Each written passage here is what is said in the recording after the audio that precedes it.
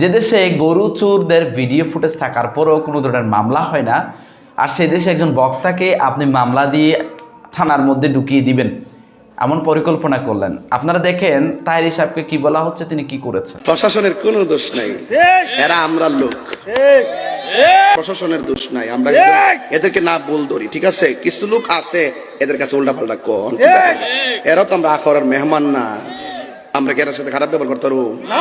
ওনার আমাদের এলাকাতে মেহমান, ওনার সম্মানী ব্যক্তি, ঠিক না? ও বাজান, কিছু সমাজের লোক আছে উল্টা পাল্টা যায় কয় আর কি, এই জন্য ওনারা একটু ইয়া করে আর কি।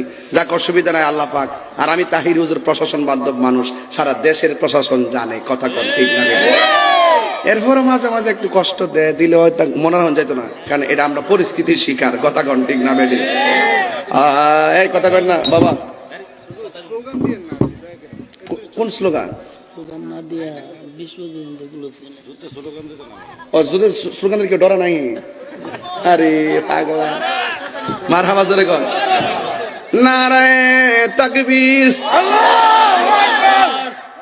মারহাবা কর, নারায়ে রিসালাত। এই দেন, এই লোকটারে ফাললাম না, বয়তাম মাঝখানে খালি থাকবে, কেমন দেখা যায় না এটা জিনিসটা?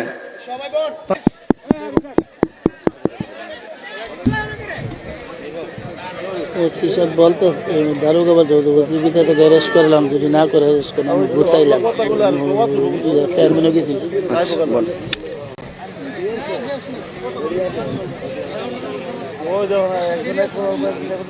আসেন দাঁড়ে নবীর সালাম দে, ইয়া নবী।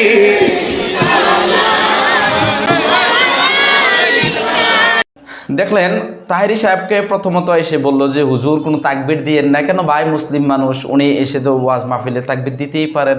উনি আসলে আপনারা জানেন দিনের বেলা ওয়াজ করলে অনেক মানুষ সমাগম হয়, এটা আপনারা জানেন। তো উনি মানুষ আসছে মাহফিল মধ্যে, স্বাভাবিক ওয়াজ মাহফিল, যে যাকে পছন্দ করে ব্যক্তিগত পছন্দের কারণে মাহফিলের মধ্যে সমাবেশ হতেই পারে। আপনাদেরকে আমি জানিয়ে রাখি, মেট্রোপলিটন এলাকার বাইরে কোনো সমাবেশ বা মাহফিল করার জন্য পুলিশের অনুমতির কোনো প্রয়োজন নেই। বিগত সরকারের আমলে এমন একটি ভুয়া প্রথা চালু হয়েছিল যে জেলা অঞ্চলে বড় সমাবেশ করার জন্য হয়তো ডিসির অনুমোদন নিতে হয়, কিন্তু সেখানে পুলিশের ভূমিকা কেবল সুপারিশমূলক ছিল। সাধারণভাবে এসব ক্ষেত্রে আয়োজনগণ ডিসির কাছে আবেদন করেন, ডিসি তা মতামতের জন্য এসপির কাছে পাঠিয়ে দেন। এসপি সংশ্লিষ্ট থানার অফিসার ইনচার্জের মাধ্যমে প্রকৃত নিরাপত্তার ব্যবস্থা বিশ্লেষণ করে রিপোর্ট দিলে ডিসিকে তা করা বা না করার সুপারিশ দেন।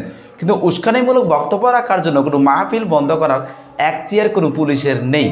তবে যদি ওসি মনে করেন যে এই সমাবেশটি বেআইনি সমাবেশ হওয়ার সম্ভাবনা আছে, তবে তিনি তা ছত্রভঙ্গের আদেশ সহ করেন প্রকার ব্যবস্থা নিতে পারেন। ব্রাহ্মণবাড়িয়ায় তাহেরির মাহফিল বেআইনি সমাবেশ রূপ নেওয়ার কোনো কারণেই আমি দেখছি না। তাই পুলিশের কার্যক্রম সঠিক ছিল কিনা আমি মনে করি সভা সমাবেশ, ওয়াজ মাহফিল ইত্যাদির ক্ষেত্রে থানা যত কম হস্তক্ষেপ করবে ততই বেশি মঙ্গল হবে। মানুষের গণতান্ত্রিক অধিকার ক্ষুণ্ণ করার ক্ষেত্রে থানা যত কম হস্তক্ষেপ করবে ততই বেশি মঙ্গল হবে। মানুষের গণতান্ত্রিক অধিকারকে ক্ষুণ্ণ করার কোনো প্রচেষ্টা স্বৈরতান্ত্রিক ব্যবস্থার দিকে ইঙ্গিত করে পুলিশকে অগণতান্ত্রিক আচরণ করা থেকে বিরত থাকতে হবে। এখন আসলে আমাদের দেশে যে বর্তমান অবস্থা চলছে, সে বর্তমান অবস্থা থেকে আমরা কিভাবে পরিত্রাণ পাবো? এই যে একজন আলেমকে আপনি মামলা দিলেন, একটা মাহফিল করতে গিয়ে এলাকার অনেক মানুষ অনেক কঠোর পরিশ্রম করতে হয়েছে। এখন কঠোর পরিশ্রম করার কারণে তাহেরি সাহেব এসে মাহফিল করবেন, এখানে এসে আপনি তাকে বললেন, বাধা দিলেন, সে ক্যাম করে চলে গেল।